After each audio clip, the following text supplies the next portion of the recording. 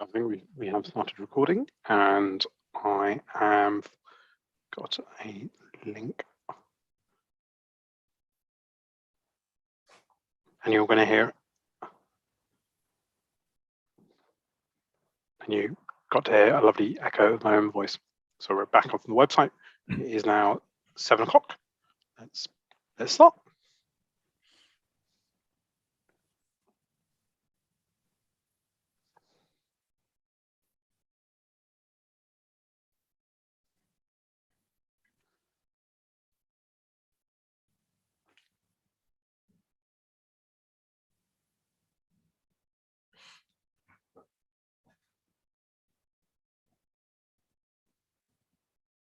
Give it a minute or so before I start saying hello to everyone.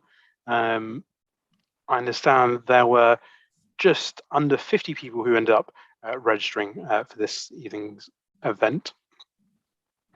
So we've got about 28 at the moment.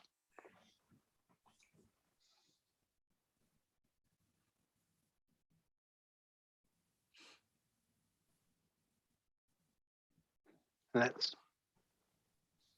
make a start. Good evening, everyone. I hope you're all keeping well this evening. Thank you for joining our consultation session about our proposals for 60 to 74 Sewardstone Road, Chingford.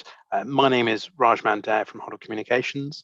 I'm responsible for managing the consultation and organising this evening's event. Some of you all heard about this consultation session from a leaflet you may have received in the post or word of mouth, or some of the posts that have been made in the Love Chingford Facebook group. For instance, Councillor Goldie, who I think is here this evening as well. In terms of how we publicised the consultation event, we delivered 1,500 leaflets closest to the site. And if you do know of someone who's interested in the proposals, and we're more than happy to arrange a chat with them, send them copies of the proposals or meet in person, depending on the COVID restrictions. The leaflets had limited information on there, and so the website, there will be further information going up on the website following this evening's session. Today's consultation session isn't the sole consultation event. We're looking to meet residents hopefully next week, and also doing something similar to this in the new year. So going on to kind of housekeeping, this session is being recorded and is being streamed onto a project website, and the recording will go up onto the website. The same goes with the slides. Some of them you can see right now, and we're happy to email those slides or send them in the post to you, or happily talk to you on the phone and go through them. There is a survey currently on the website, which some of you already submitted your comments towards. This survey should pop up after today's session, and I'll also send it in the chat function towards the end of the session. We expect today's session to last about until 8 p.m. We'll start from a presentation from the architect, do the Q&A part at the end. You should be able to answer questions. I already see two already right at the bottom of the screen. Right at the bottom of your screen next to polls, you should be able to enter in your question, and we'll group them, those questions, and answer them as best as we can following the presentation. And if we're not able to answer them today, we'll be more than happy to send you a message tomorrow or later this week, or arrange kind of a further briefing. So moving on to introductions, because you've heard enough about me, Raj Mandare from Huddle Communications. I'm here joined by two of the architects, Jordan and Lucas. I don't know if you want to say hello and a little bit about yourselves at Modular Studio. Yeah, I'm Jordan McElroy. I'm Senior Project Architect at Modular Studio. I'm joined by our Director, Lucas Gruszczynski. And not so sure if Lucas is there. And then we have Mark as well, Mark Pender from PPM Planning. Would you like to say hello, Mark? Good evening, everybody, and welcome to the webinar. My name is Mark Pender, and I work for PPM Planning. I'm the owner's planning consultant.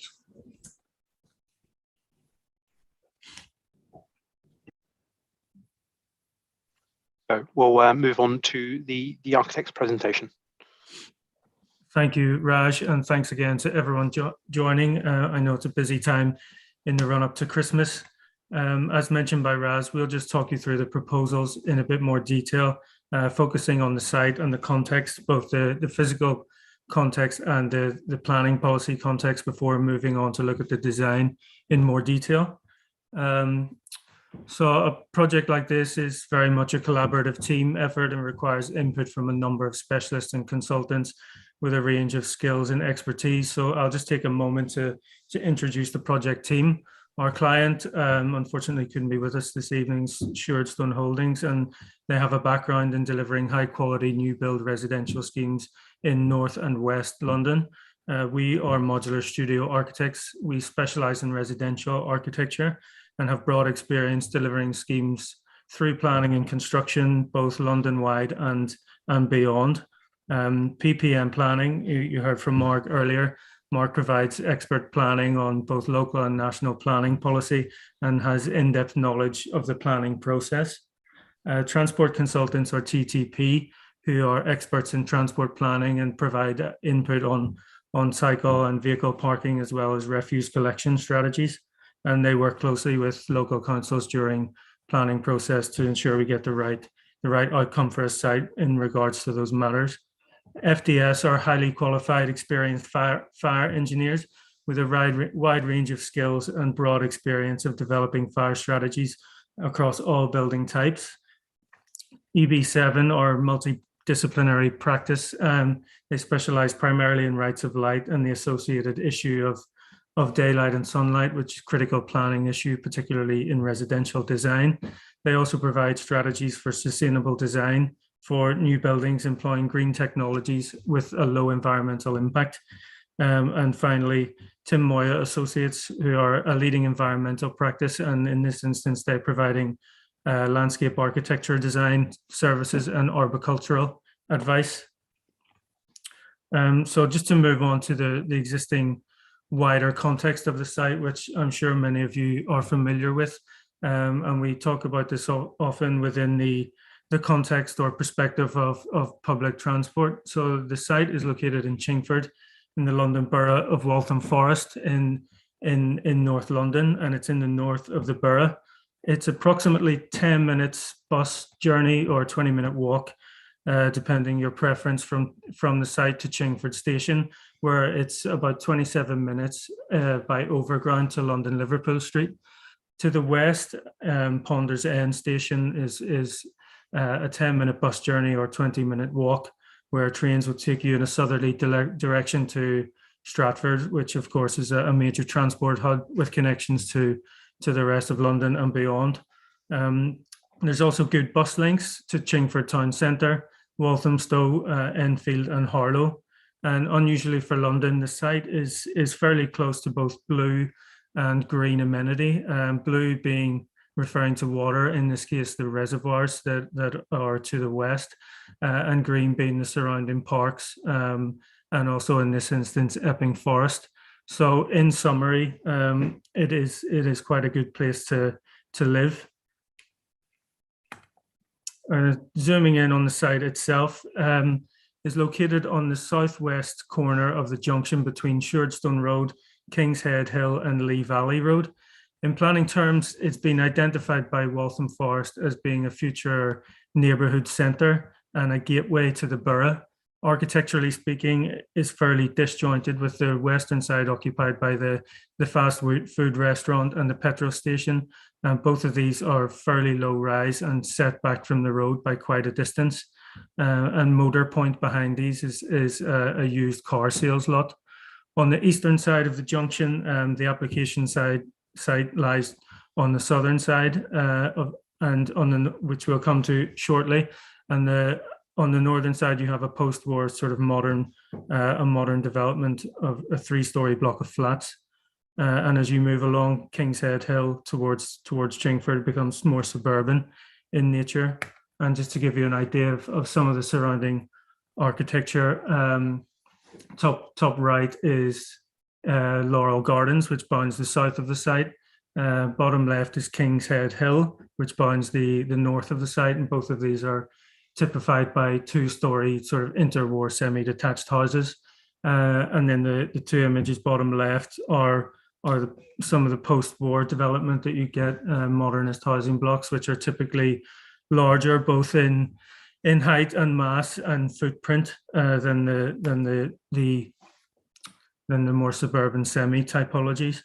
The site itself and the existing or previous existing buildings on the application site was previously occupied by a 1930s retail parade, more or less identical to the one immediately to the south at 52 to 58 Sewardstone Road. This was comprised of 8 plots, each with a retail unit at ground floor, and then a 2-story duplex residential apartment above. The ground floor was sort of traditional projecting shop fronts with glazed brick piers, many of which had been painted over. At first floor level, you got red brick and projecting bay windows, and the second floor was accommodated within a mansard or a Dutch style roof with dormer windows and finished in clay roof tiles. At the front, there's quite a deep pavement, and that was often used for informal parking, which you can see in the image just on the top right of the slide. At the back, there was an access road which was served the rear of the commercial or retail units, and also accessed a number of the apartments. And the rear of the building had previously been fairly heavily modified to varying extents at various times over the years. And following the demolition of those existing buildings, the site has since been cleared and is currently vacant behind secure hoarding. And just to give you an idea of some of the planning policy context within which we're working and within which the proposals are being made, following the demolition of the previous retail parade and design work commencing on the new proposals, Waltham Forest published their site allocations document, which forms part of their local plan. And given the council's target to provide 27,000 new homes in the borough by 2035, this document set out the council's preference for what should be delivered on a variety of sites across the borough.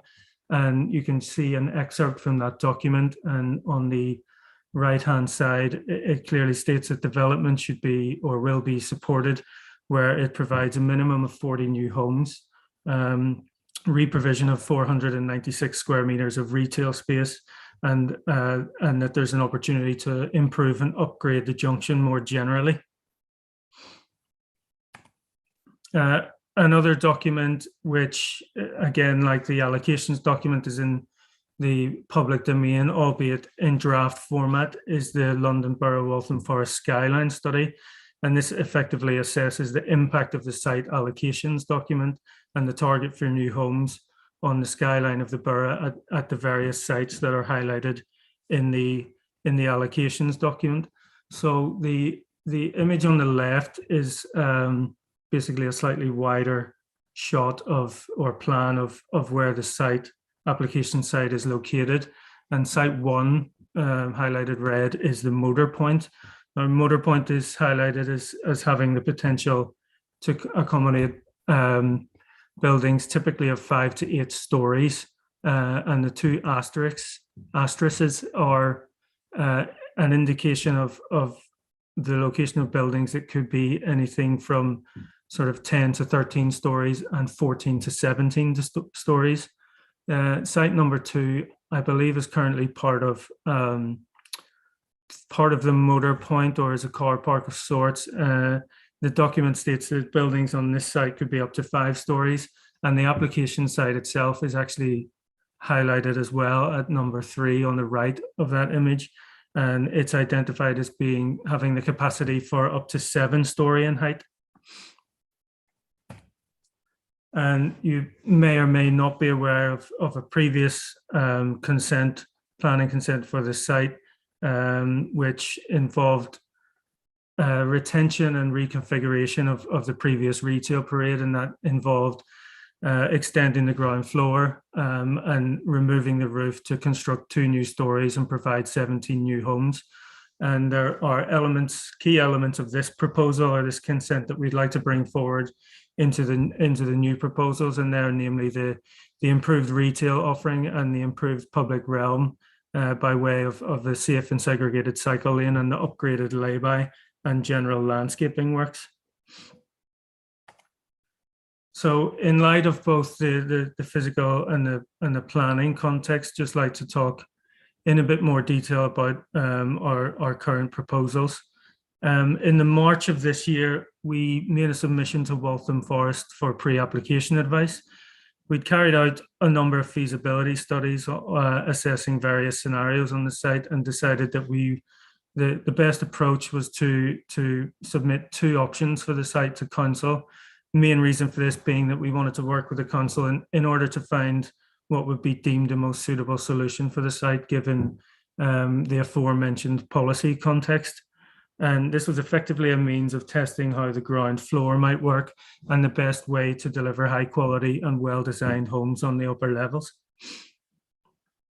So design option 1, in both options you have ground floor retail or commercial. Obviously in this scenario it extended the full depth of the ground floor plan, but the frontage on Sewardstone Road is punctuated by access to the residential levels and the bin stores, so servicing would happen effectively from Sewardstone Road. At the rear, the residence bike store was located externally and adjacent to an external communal area.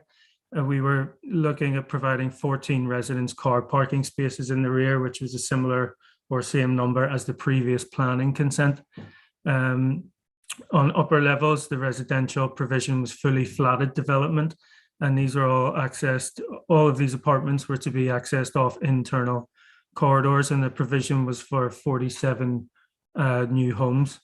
The mass in this option was part 8 up at the end of the junction, 8-story, dropping to 4 and then stepping up again to 6-story. And the driver behind this was really to give all units that had more than 2 bedrooms dual aspect. Option 2 was part 5 and part 10-story building with the 5-story lower element on the south of the site tying into the retail parade on the south, and then the tall 10-story element stepping up on the junction, in line with the council's vision for the site. Access to the residential levels in this scenario were located on the north and south gable ends, and that frees up frontage for retail use, which we've shown here at this stage as one large unit, but of course that can be split into smaller units. In this scenario, the southern core, i.e. the one accessed off Laurel Gardens, was to serve a mix of flats and duplexes which were accessed off a gallery, and the 10-story element was fully flatted with all flats accessed from an internal corridor. We also, on this option, we located the communal terrace for residents at 5th floor over the low portion, and that freed up space on the ground floor to provide 20 car parking spaces. And I should also just mention that the key driver behind this scheme was by creating a taller element, you managed to achieve dual aspect for almost all units. So they're the 2 options that we took to council for pre-application submission and sought feedback on.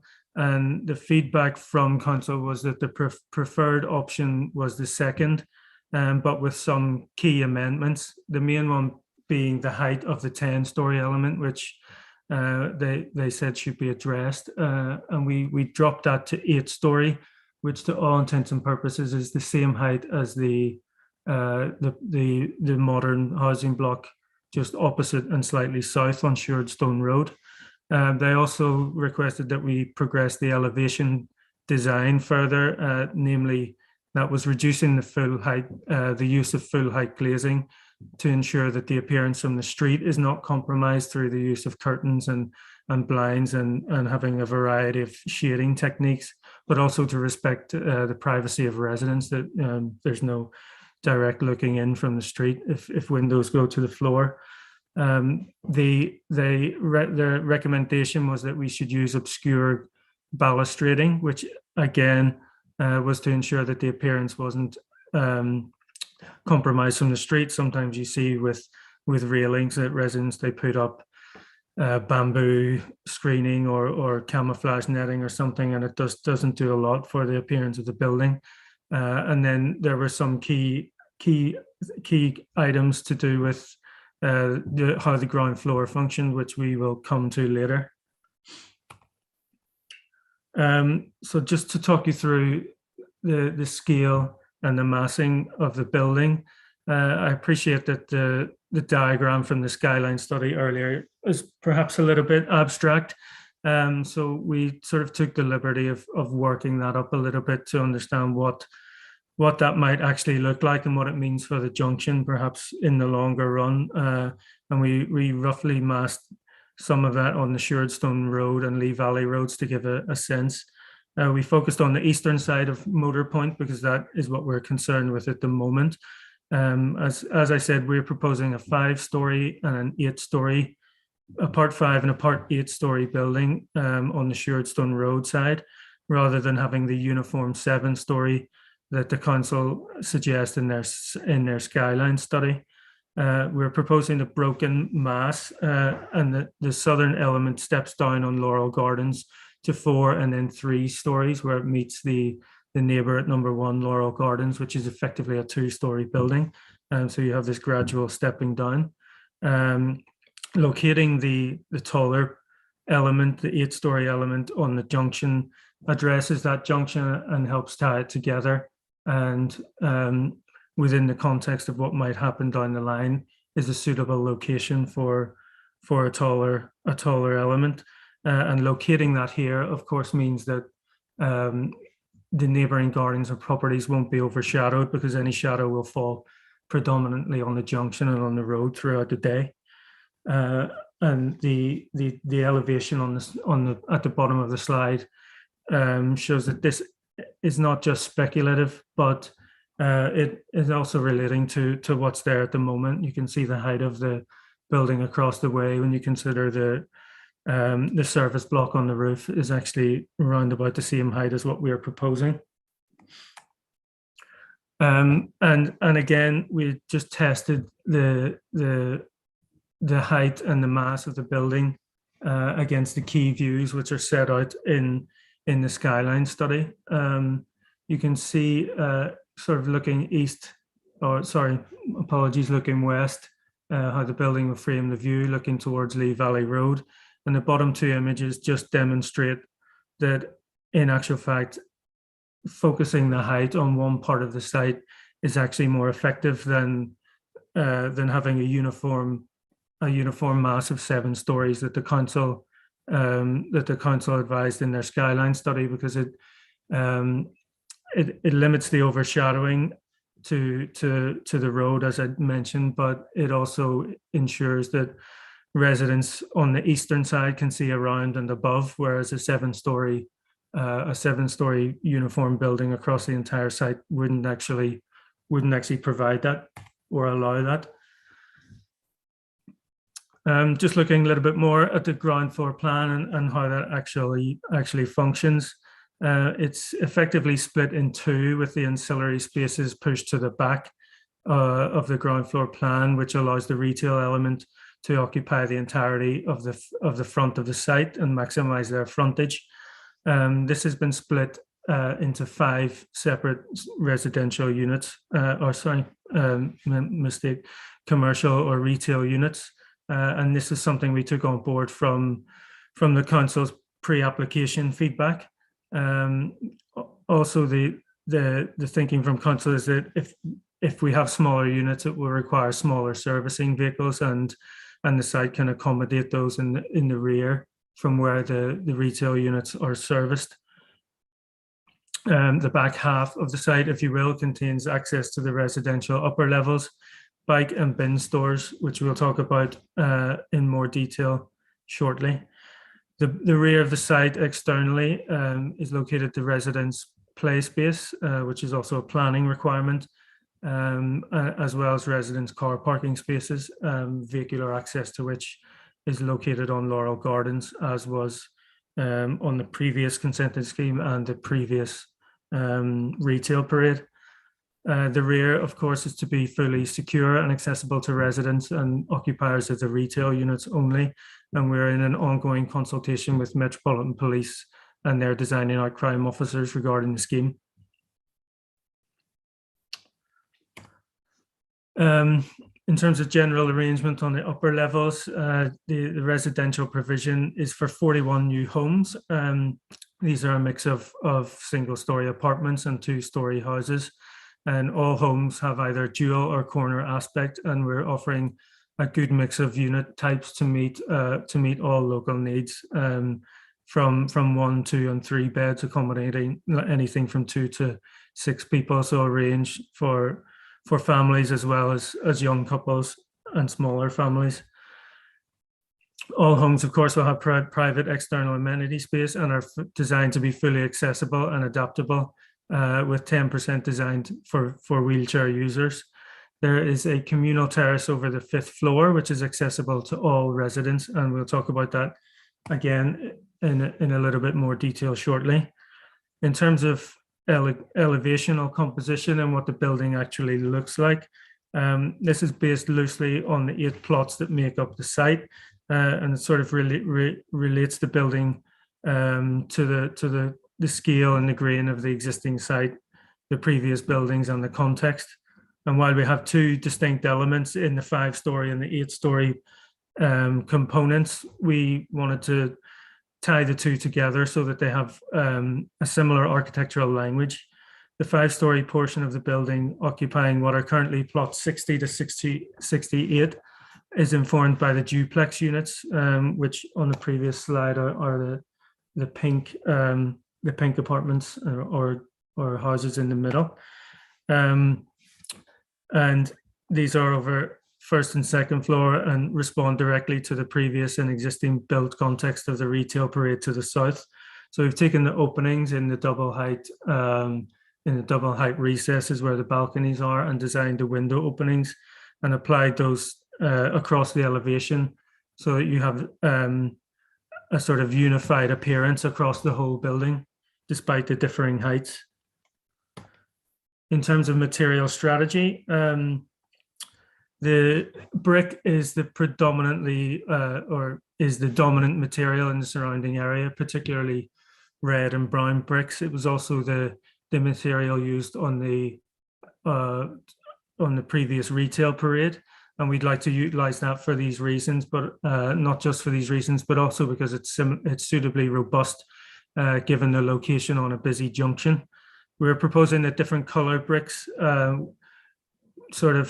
complement each other with the ground floor, i.e. the sort of projecting shop frontages, and the balcony bays on the 8-story element demarcated by a different shade of brick from the rest, which is slightly set back. And then you have darker colored brick bandings which tie the building together.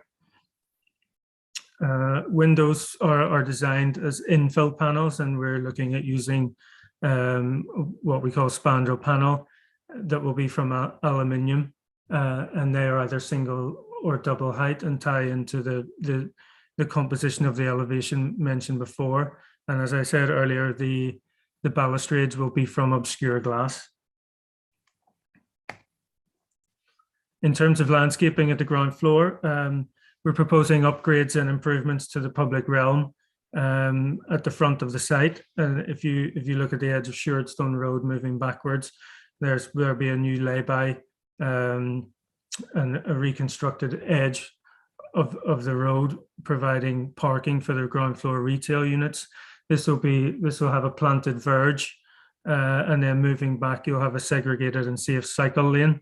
At the rear of the site, there'll be a residence play area, and all the materials proposed are high quality and suitable for either pedestrian or vehicular movement as is required. At 5th floor level on the communal shared terrace, this is accessible to all residents of the development and characterized by planting and planter boxes and seating and high quality finishes and materials. Crucially, should also point out that the usable area of the communal terrace is set back from the parapet by about 1.5 meters, which will prevent any direct overlooking onto neighbouring properties. In terms of refuse provision, each vertical circulation core is provided with a bin store, and these are suitably located or positioned to minimize the carrying distance for residents from their front doors. The strategy is to use a temporary holding store whereby building management will move the bins on collection day from the bin stores highlighted green over to a temporary holding store, which is highlighted yellow on Laurel Gardens, and then they will be collected whenever the refuse truck is, or the bin lorry is servicing Laurel Gardens, and then on the same day the bins will be returned to the bin stores, and the temporary holding store on Laurel Gardens will be fully enclosed from and built from masonry construction and installed with secure doors that can only be accessed by refuse operatives. In terms of car parking provision, this is something we take guidance from council on. The lay-by at the front on Sewardstone Road provides 3 car parking spaces, one of which is a DDA space. Excuse me. And in the rear, we have 10 car parking spaces for resident use, 3 of which will be DDA parking spaces. And in terms of cycle parking provision, the secure cycle store for residents is located at the rear of the ground floor, centrally located, so it's an equal distance to front doors for all or communal halls for all residents. We are providing 76 cycle parking spaces with a range of types, with 4 large formats, so for sort of larger bikes that have carriages and whatnot attached to them. 32 will be provided by Sheffield stands, with the remaining 40 provided at high level, kind of similar to what you see perhaps at a station. Sustainability is really kind of at the forefront of everything we do, and sort of key to our design approach by keeping all of the residential apartments and houses dual aspect. We're sort of maximizing access to natural light and ventilation. We're limiting south-facing glazing, so there's no risk of overheating, and inset balconies also help with this. We have 0 emissions air source heat pumps, green roofs, which promote biodiversity and also aid evaporative cooling, and urban greening, increased trees and planting at the ground floor, as well as the communal roof terrace. And of course, all new materials will be responsibly sourced, and we'll seek to use high performance wall and roof insulation, as well as high performance aluminium windows and water reducing sanitary fittings. So in summary, proposals are for a high quality new mixed use development. We're providing or creating 5 new ground floor commercial or retail units on Sewardstone Road, seeking to upgrade and improve the quality of the public realm, and that's by way of the new segregated cycle lane and the lay-by with the planted verge.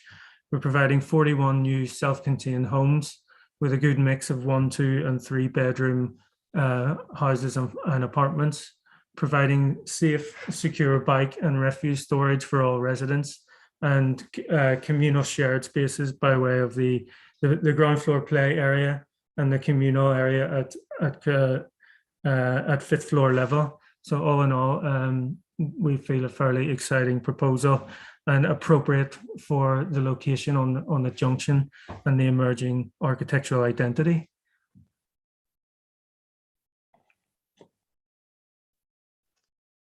Thanks, Jordan.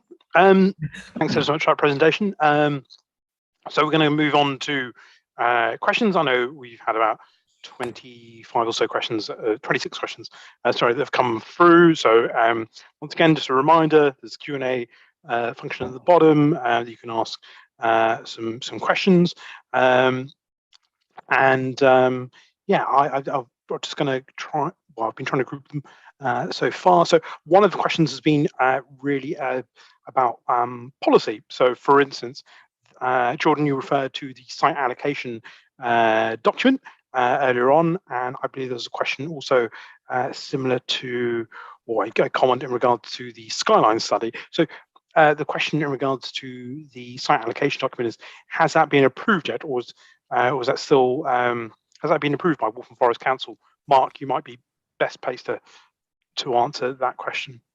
Yeah, thanks, Raj. And what I'm going to do is I'm going to keep my answers very, very brief, because I'm conscious that there are a lot of questions and we'd obviously like to get through them. So can the viewers please note that they will be kept brief, and if they want a follow-up, we're more than happy to help. As far as the policy is concerned, the document hasn't been adopted yet, and it's probably a year away from adoption. It's actually out for consultation at the moment as we speak. So it's not adopted, but it clearly gives the council, everybody, a very good idea of the council's so-called direction of travel. Thank you. And in relation to the Skyline study, is that also out for consultation as well then? The Skyline document is not really part of the development plan. It is known as a material consideration. So if and when the planning application is submitted, it will be taken into account. But it's a document which informs the site allocations document and the council's local plan, which is also going through the preparation process. Thank you. So in terms of, because there have been questions about the height of the proposals themselves, and Jordan, so there were two options that are kind of presented by members. So I'm right in saying that the Waltham Forest Council, the planning department, were kind of keen for, because of the site allocation, they want to achieve at least 40 homes on that site, and we did start off at a taller height. Is that right? Yes, that's correct. Yeah. Originally, it was up to 10-story in height. And in terms of is there a particular reason why the council feels as if such a height should be proposed out on that site, and how is it not out of context to the local area? That's a good question. I think that in order to provide that level of housing, or those number of homes, the Skyline study says that you would be looking up at up to 7 stories. Now we have kind of decided to take a different approach, where we concentrate a taller element on the junction.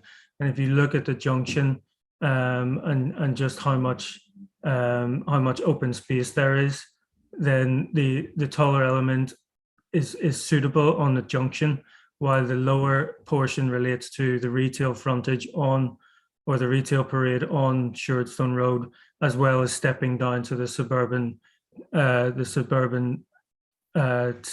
character of Laurel Gardens. And as I said earlier, it is the tall element, or the 8-story element, is the same height as the block of flats across the way.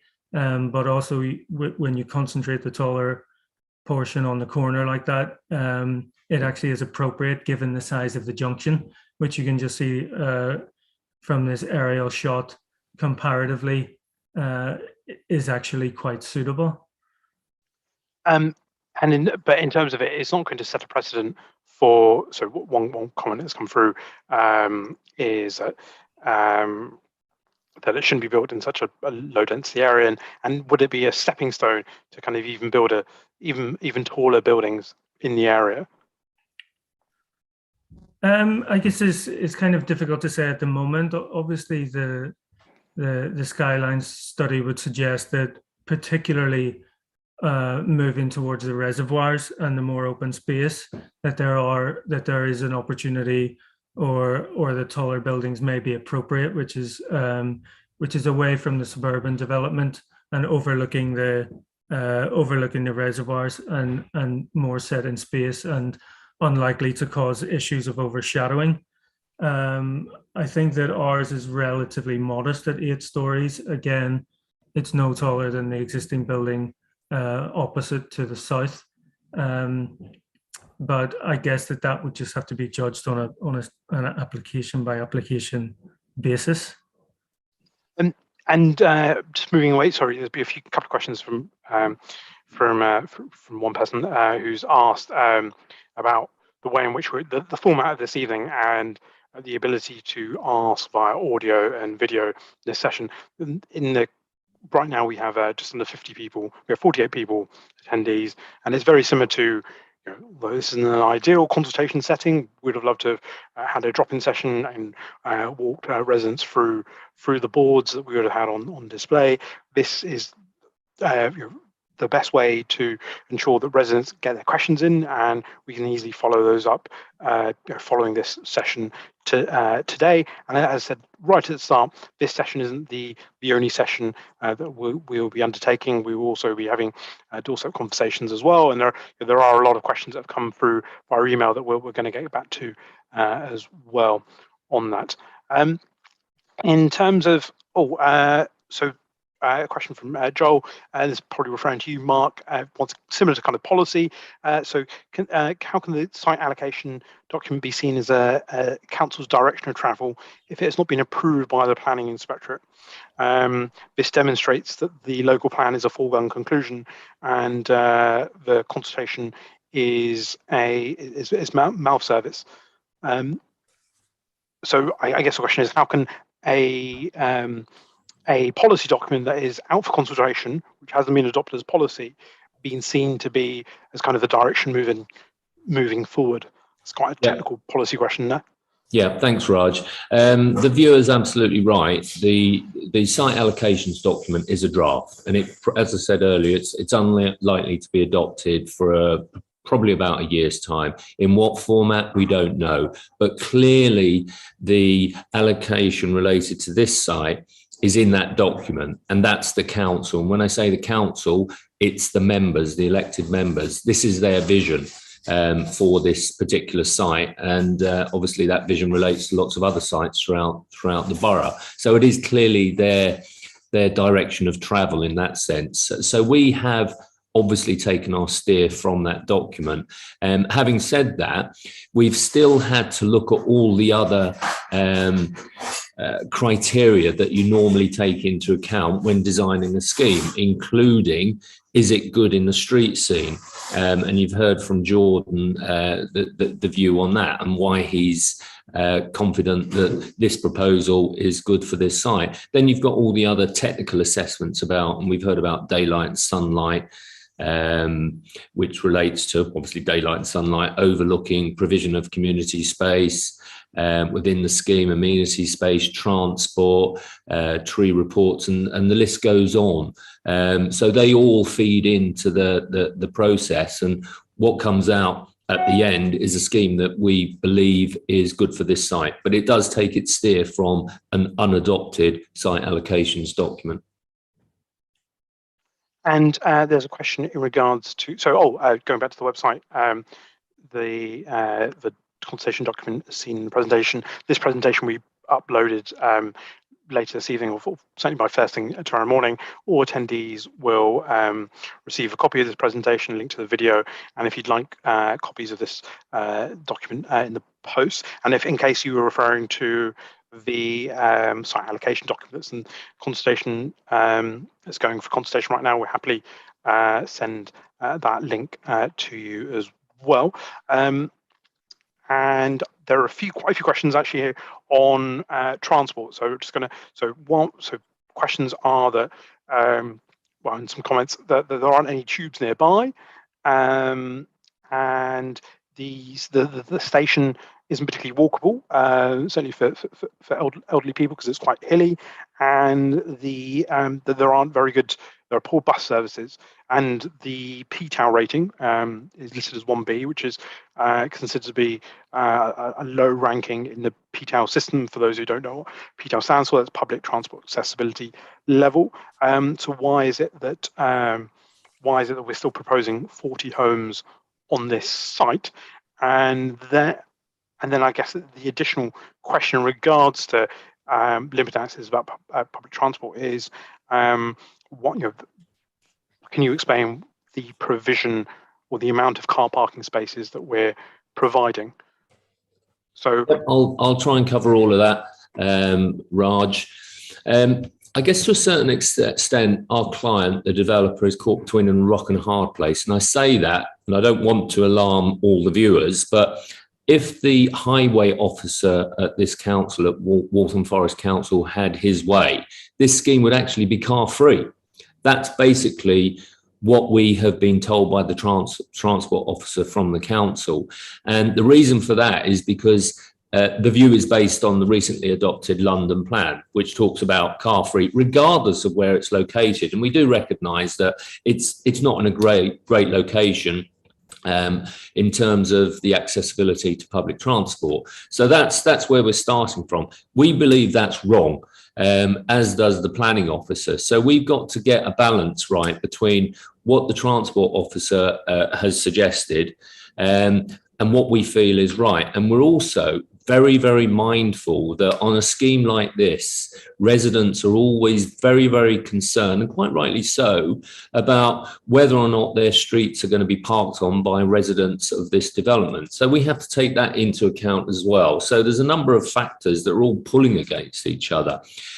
So what we have done is we've obviously got a transport consultant working on this, and the transport consultant has looked at the policy, looked at the requirements that the highway officer has set out, concerns raised by residents, because we know there will always be concerns about sites like this, but at the same time looking to maximise the development on this site, because again we've been told to do that by the government, that's central government and local government.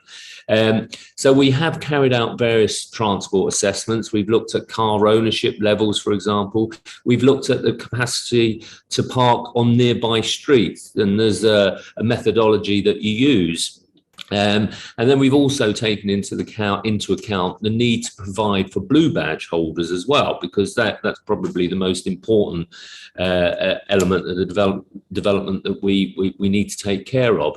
So we put all of those factors into the pot, and what we've again ended up with is a scheme which incorporates, I think from memory, 10 parking spaces, which we believe is a right balance between doing what the highway officer wants, a car-free scheme, mindful of local residents' concerns and what the planning officer might say, taking into account also national, local and regional planning guidance.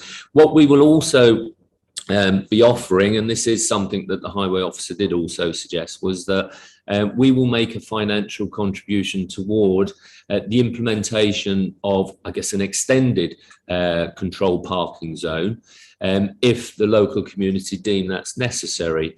And that contribution will go toward, first of all, consulting the neighbours, or the local community, which the council will do. And if it's considered that the CPZ, there is a CPZ nearby, but that's extended to, for example, Laurel Gardens, then we will be contributing toward that. And we will have to sign up to a legal agreement which basically says that the residents of our development will not be entitled to a parking permit. And what that basically means is that if I want to move into this development and I've got a car, then I'm snookered, because there will be nowhere to park that car unless I can secure one of the 10 spaces. Quickly, Mark, in terms of, do we know where the location of the CPZ is or how far away it is? Because we've got a question here that says it's quite a distance away from the site itself. Yeah, well, I think from memory, there are some CPZ parking spaces on Sewardstone Road. I think there is also some, and I'm just looking at my notes, there is some CPZ on King's Head Hill. So they're the sort of two areas, but whether it's sort of extending or creating a brand new one, that's what the council will look into if this development is granted. And as I said, I think the residents of Laurel Gardens, for example, will be very concerned that people from our development will park on their street where there is clearly limited opportunity to park there. So it'll be there to protect people like that, should it be deemed necessary and appropriate by the council. And in terms of why is there such a focus on cycle car parking? So also someone says there's CPZ around the station. So why is there such a focus on cycle car parking? Cycle parking on the site. Just Yeah. the question. So in terms of the usual, so why are we expecting people to cycle everywhere and instead of parking their cars? I think I should have added that one of the main reasons why the transport officer at Waltham Forest would like the scheme to be car free, so no car parking at all, is to make it more sustainable. Because we're obviously being encouraged not to drive or drive as little as possible. Obviously, when you do drive, we're now being encouraged to use electric cars. So these are all sustainable forms of transport, but ultimately the most sustainable form of transport, if you can, we appreciate that, if you work 15 miles down the road, you're unlikely to do it, but the most sustainable form of transport is walking and cycling. And therefore, again, guided by the recently adopted London plan, and there is guidance also in the council's own local plan, albeit that's quite old. There are cycle standards that we need to comply with, and quite rightly so. So the reason why we've got lots of cycle parking in here is because we want to try and ensure it's a sustainable development, and at the same time complying with the local plan and the London plan. And just going along that, there's a couple of questions that come in regards to EV charging, and I would think that the council probably has a policy in regards to charging points. I'm right.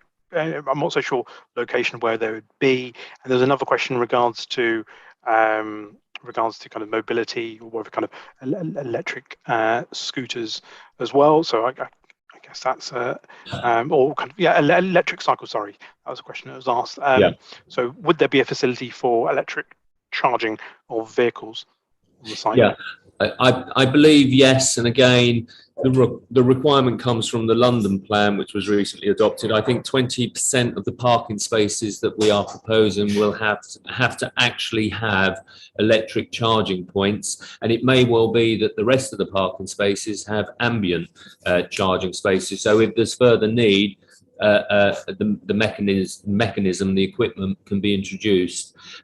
With regard to electric scooters, well, electric scooters are actually illegal now unless you're hiring via the local authority. So there won't be any provision for that. But I think you're referring to electric bicycles. I've got to admit, I'm not sure if there is provision within our cycle parking for electric bicycles. So I'll defer to perhaps Jordan, who might be able to shed some light. I don't believe so at the moment, but certainly that could be accommodated. And if needed, secured by way of a planning condition, I would think, Mark. Yep, absolutely. I'm just going to raise, I've got a lot of other open questions.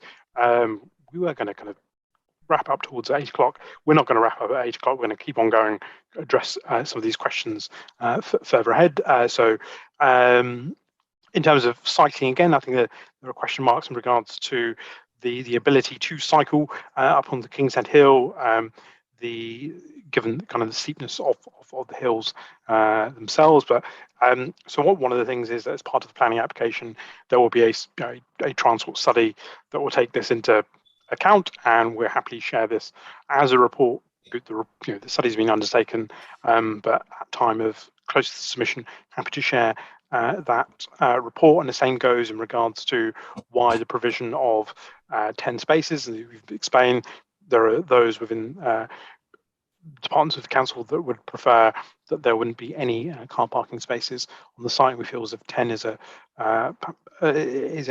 compromise for that. I am going to, and then there are also some question marks with regards to the location of the CPZ. We'll happily get back to you following this session, all those on the kind of location of where the nearest CPZ is. And I appreciate there are those who are unsure or, on whether they actually want a CPZ in the area.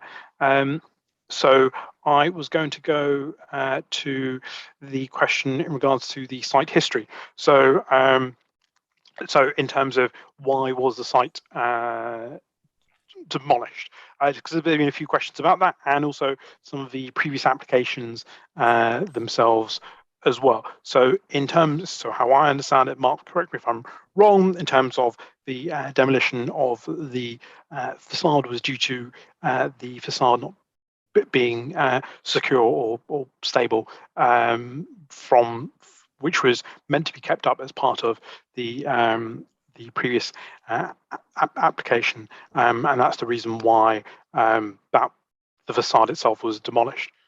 Is that fair to say?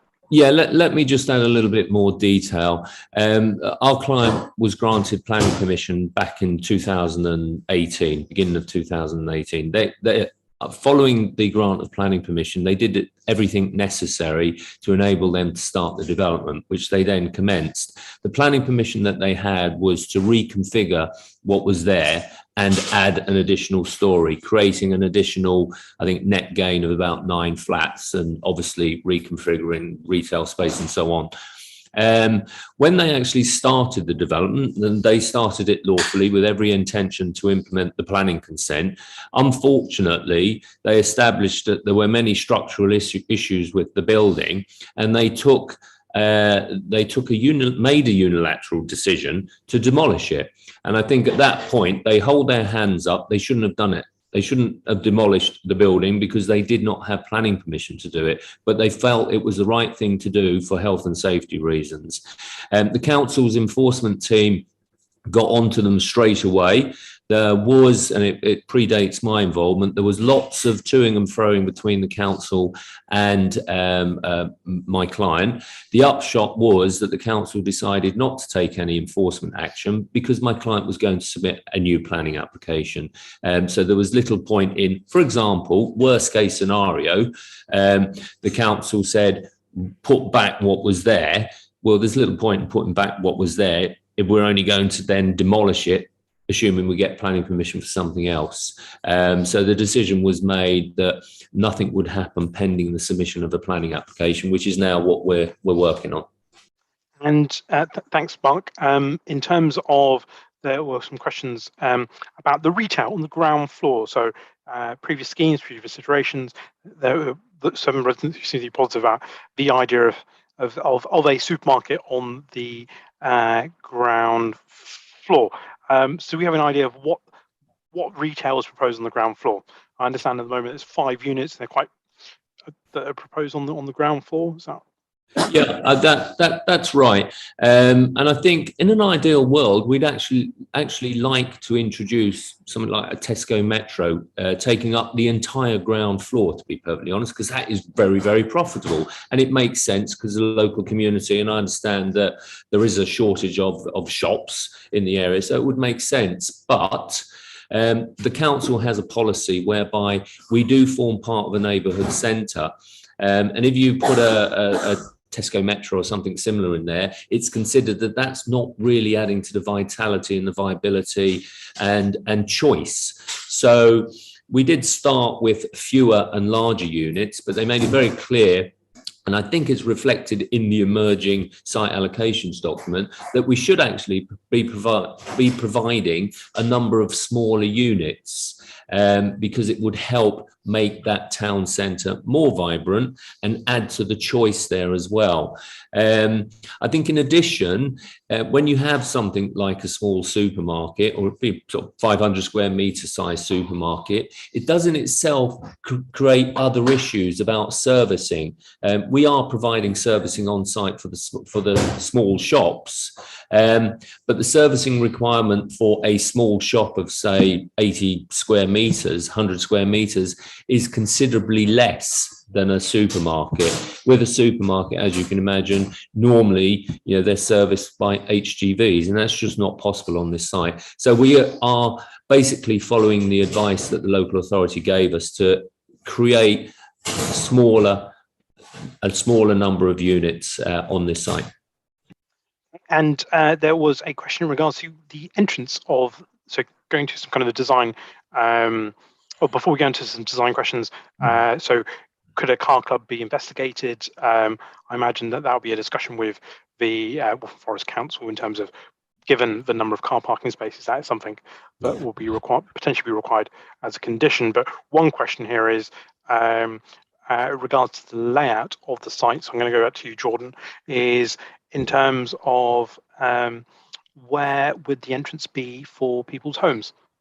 So from the ground floor, if you're coming in, how do you enter the building? Your home. The entrance, the residential uppers are served by two separate cores, and they are on what are effectively the gable ends. So the entrance to one would effectively be on Laurel Gardens. So you enter, and then a lift takes you up above and the other entrance is on the northern side, directly opposite almost. So effectively on King's Head Hill. Most likely, if you're approaching the building on to the northern entrance, you would come across Sewardstone Road and enter that way rather than cutting across. If you were coming from from King's Head Hill, and the other is for all intents and purposes on Laurel Gardens. As you come up, you have two differing scenarios or situations. The entrance is located on Laurel Gardens on the south, takes you up, and you have flat entrances within the lift lobby effectively, but then you enter externally and you are on a gallery or a deck off which you access the other apartments and houses. The northern element is fully flatted, and the access to those flats is all from within an internal fully enclosed corridor, if that answers the question.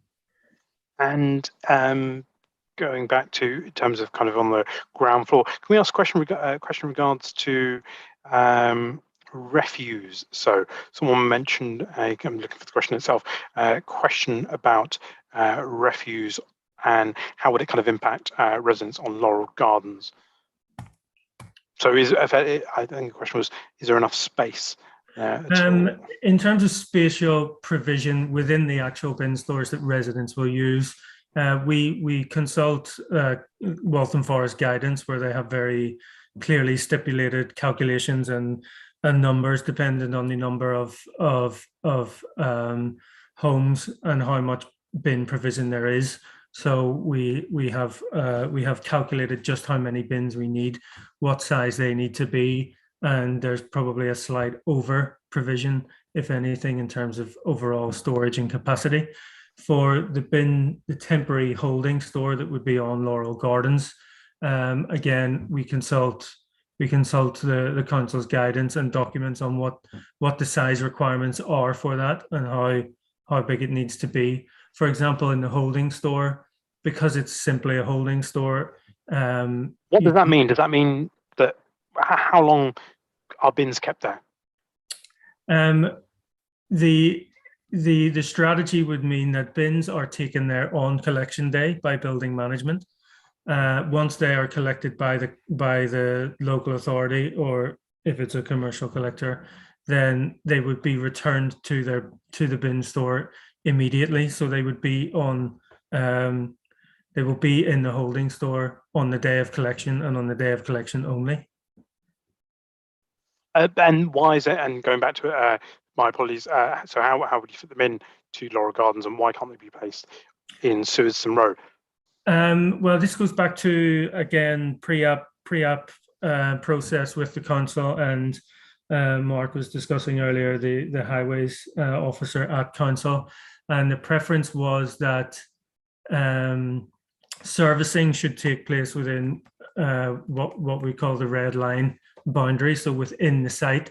They were very keen that the frontage on Sewardstone Road should be kept clear for example, the lay-by and the upgraded verge and the cycle lane, and that any servicing or bin collection from that side would obstruct that. So I guess their preference is really that the front of the site is to be kept free for public use, and that the servicing should happen at the rear. And I know there are those who have questions in regards to the contribution of affordable housing, questions in regards to public services. We will get onto that. We will not miss out on those questions. I just wanted to go. There was a question with regards to car parking spaces. Somewhere in the document it says 14, but it says we're providing 10 at the rear and free for shoppers. Is that correct? Or free for the kind of businesses? The 14 was for the pre-application scheme. Okay, so it's gone down from And 14 to 13. It's been reduced, and as Mark referred earlier, we kind of find ourselves in the position where if council had their way, it would be car free. So we have provided some car parking spaces, but it's not necessarily a discrepancy. The pre-app scheme had 14 for option 2, option 1. But this full application or revised scheme has 10.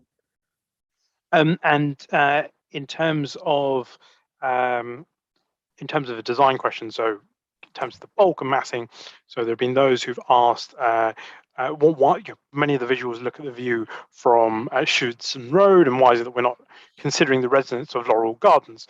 I would say to that question that the way in which the building is stepped down and the kind of separation distances involved, there will be a full kind of a full daylight sunlight report that we will share at time of submission for all residents of Laurel Gardens and others interested. But the way in which it has been designed is to take into account the kind of the 2 3-story properties that are on Laurel Gardens.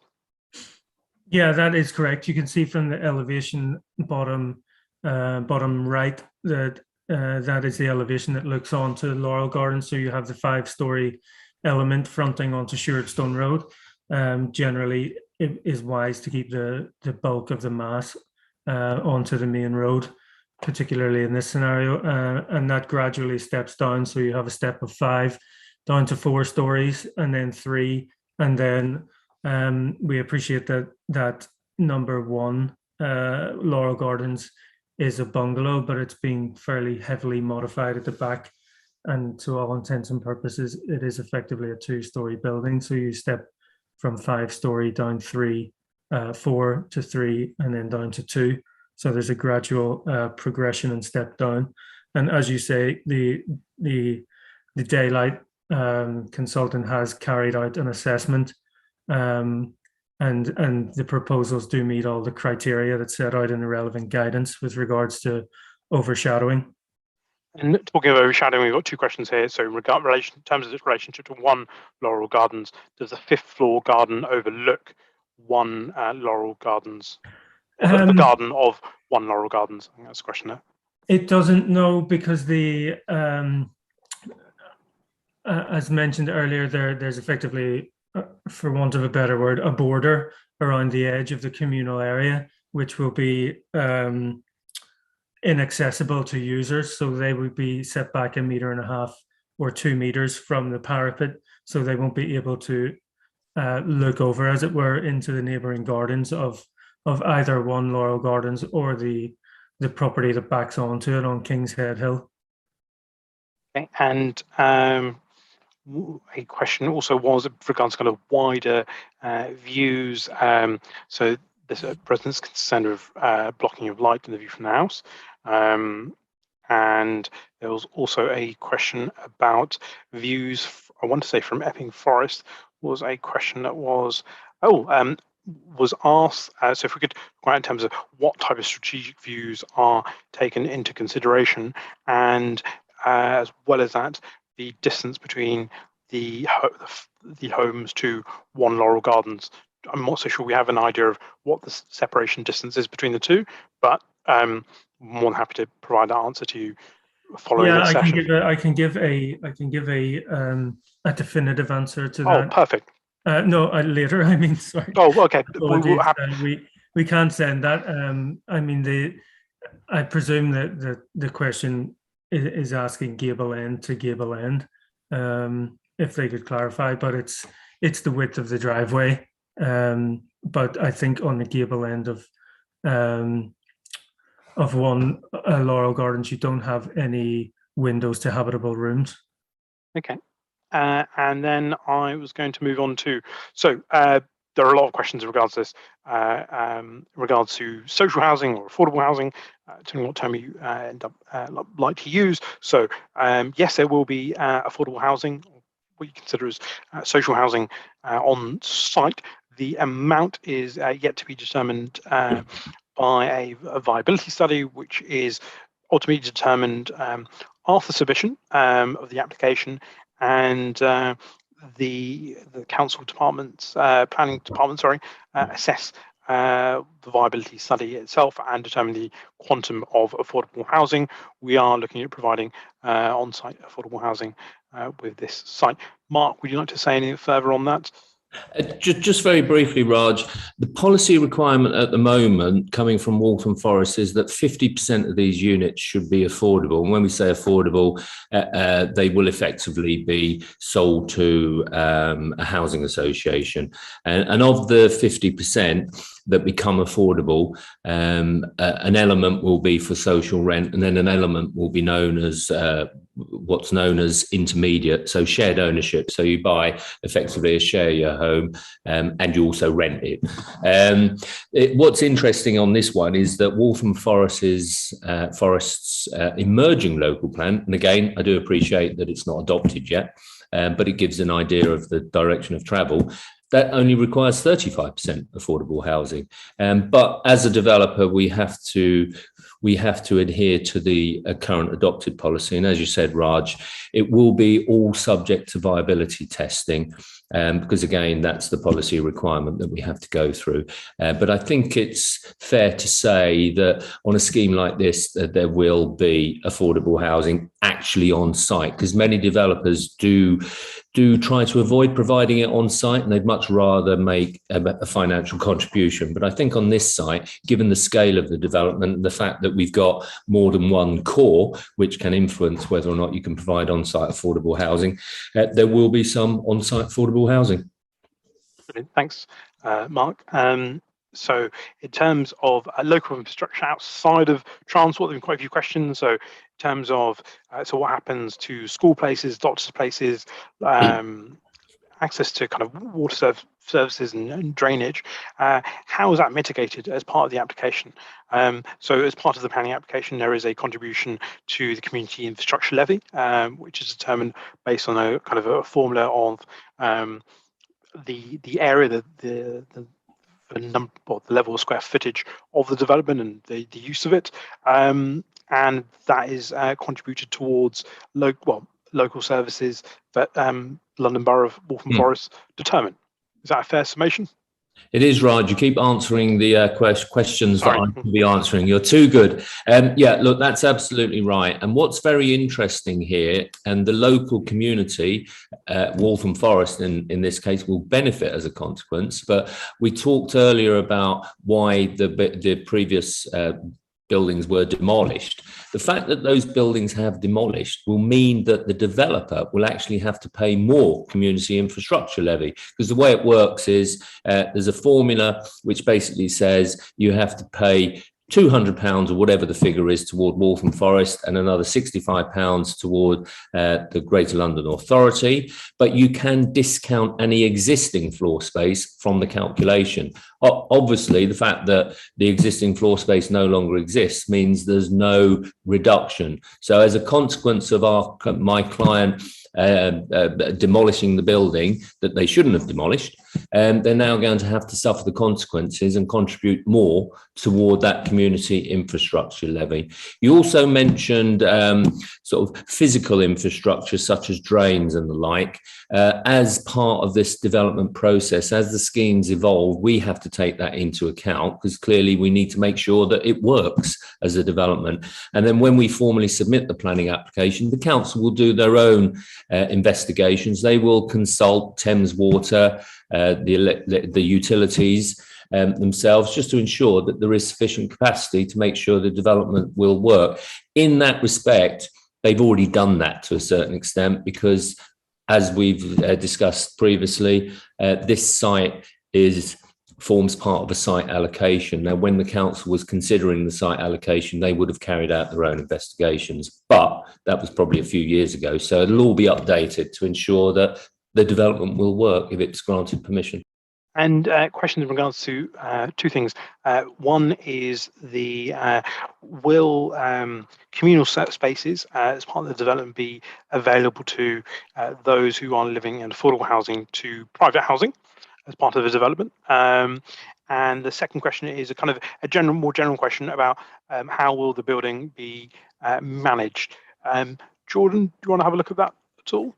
I think with regards to both play and the ground floor play space and the communal area, we would make that available to all residents. It's a more democratic approach, and we think the building facilities should be available and used by all. And the second question, sorry, building management. That's right. I think that we perhaps aren't necessarily in a position to answer that just at the moment. Mark, would you have anything to say on that? You're on. What was that, Jordan? Sorry. With regards to how the building would be managed. It will be managed because there will be on-site affordable housing. That housing will be managed by a housing association. So effectively, you'll have two management regimes. Sounds a bit crazy, but that's how it works when you have a single building effectively owned by two separate parties. So the housing association will manage their part, and the developer, our client, will manage his part. And obviously there will be a number of communal areas, for example, the roof terraces, the car parking, the ground floor play space and garden. So there will be provision within the various management plans and contracts to ensure that it's all done properly. So my feeling is there's likely to be two managers on this site. Okay, brilliant. And I was going to ask a question. Sorry, there's so many questions, so to quickly whiz through. So one question is in regards to what is dual aspect. So in terms of the homes, we mentioned that as kind of a feature of the home. All 41 homes will be dual aspect. What do you mean by that, Jordan? Put most simply, dual aspect means that an apartment or a house has windows on more than one wall. And in terms of the amount of children's play space there will be as part of this development? From memory, it's 210 square meters or just shy of that. There are specific calculations that we have to follow that are set out by the GLA, and we have gone through the process of carrying out those calculations, and that figure is determined by that standard, which is largely out of our control. And one question here is a kind of sustainability question. Why is there no solar capacity in addition to presumably heat pump heating to provide communal areas with retail units of cheap power? It's a south-facing development, so solar powers seem to be sensible. This energy and sustainability consultant has advised that air source heat pumps would be used to heat the building. Any particular reason? Well, I get for that question, we can get back to you in regards to the report, the study that sustainability consultant has undertaken. We have just received that this afternoon, to tell you the truth, but we can give a more detailed answer in the follow-up. Okay, brilliant. And I'm just going to quickly talk about the timeline and also following on today before I kind of look through some of the other questions. So we are looking at doing another consultation event in the new year. We are looking at submitting in January in 2022. So as I mentioned, copies of this presentation will be placed on the website. We'll be sending something in the post to residents in regards to a summary of the proposals as well, since we have more information to share with you. That doesn't simply mean the end of the consultation and engagement, because at the end of January, the application gets submitted. All the reports, so as Jordan mentioned, more reports are coming in. We will share those, such as the Daylight Sunlight report, transport assessments as well with you. Those reports get assessed by the council themselves, and then residents will be asked to give their comment as part of the council's consultation, statutory consultation, and then we're considering potentially probably spring 2022. Seems a bit early. We think probably maybe May onwards there'll be a decision made by Waltham Forest councillors. And in terms of looking at site, once again, quite a few moving parts there. End of 2022 in terms of work starting. And I'm just going to go start again right from the top in terms of the questions. So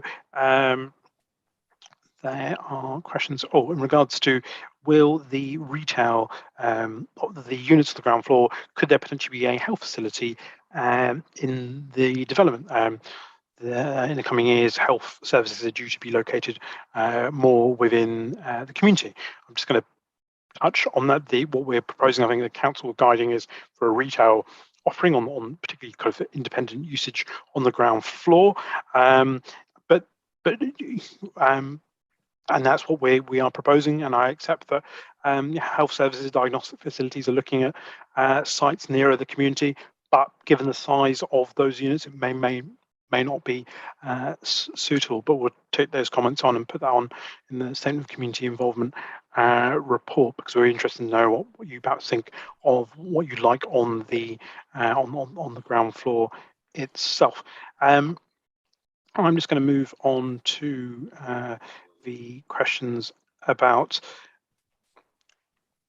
we've answered that in regards to building management, and I'm just going to, someone mentioned in regards to the timeline, and it seems that 18 months might be a bit too ambitious, since they got an approval for a permitted development for a granny flat for 18 months.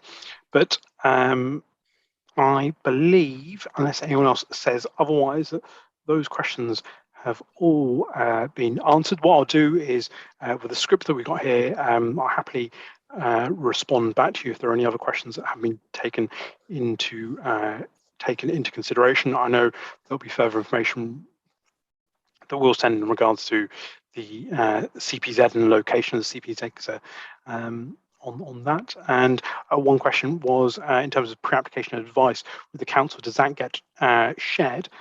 Mark, could you answer? Does the pre-application advice that is offered to a developer get shared by the council as part of the application? It's a very good question, and I don't know the answer. It varies between councils. Some councils do make it public information, and some councils treat it as confidential. I've got to admit, when it comes to Waltham Forest, I'm not entirely sure. So yeah, apologies. We can certainly check that out. Okay, well, we've answered, and there are a couple of other questions. Just one more on in regards to how the allocation of the affordable housing and private housing. Why is it that more than one core is required to provide that affordable housing? Not sure I quite follow, Raj. Sorry. So why is it in a development you need more than one core to provide affordable housing? Oh, okay. I think it largely comes down to management issues. If you had a single core giving access in this instance to 44 flats or thereabouts, some of those flats are going to be sold via the market, and some will be affordable housing. So some will be owned by individuals, and the affordable will be owned by a housing association. It's very difficult to divvy up the management costs associated with such a scenario. So housing associations generally like their own core because it makes it significantly easier for them to manage their residents. So it really largely comes down to management issues. Thank you. Mark, I'm going to say thank you once again to Jordan and Lucas and Mark for the presentation and fielding those questions. What I'll do after this session, given there are quite a few questions that still might require some further information. Further information will be placed on the website from tomorrow, so that's below on SewardstoneRoad.com. We'll be posting out further information to residents. Just one, and as I said, we'll be looking to do another event in January as well, and hopefully speaking to residents in person. One last question, though, was in terms of separate entrances for affordable and private residents. I imagine it's the affordable housing provision is normally determined for the specification for the housing association themselves. Is that not right in terms of their preference for a particular layout as part of a development?